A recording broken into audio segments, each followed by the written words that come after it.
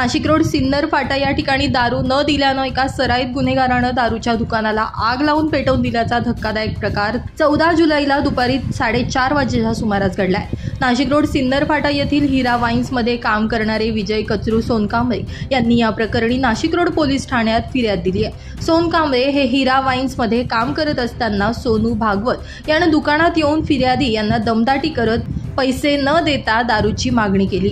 यावेळी पिराजी यांनी याला नकार दिला असता वाईट शिवीगाळ करून त्यांना दमदाटी करण्यात आली। यानंतर थोड्या वेळानं पुन्हा भागवत यानं एका बाटलीमध्ये ज्वलनशील पदार्थ आणून दुकानाच्या काउंटरवर तसे दुकानात फेकून दुकान पेटवलं। या घटनेमध्ये दुकानाचं बरंचसं नुकसान झालंय। सुदैवानं या ठिकाणी काम करणाऱ्या कामगारांना कोणतीही दुखापत झाली नाही, मात्र मोठा अनर्थ या ठिकाणी टळलाय। या घटनेनं संपूर्ण नाशिक रोड व्यावसायिकांमध्ये खळबळ उडाली आहे। घटनेची माहिती मिळताच नाशिक रोड पोलीस ठाण्याचे अधिकारी व कर्मचारी यांनी घटनास्थळी भेट देऊन पंचनामा केला। पोलिसांनी दिलेल्या माहितीनुसार सोनू भागवत असं संशयिताचं नाव असून त्याच्यावर याआधी देखील वेगवेगळ्या प्रकारचे गुन्हे दाखल आहेत।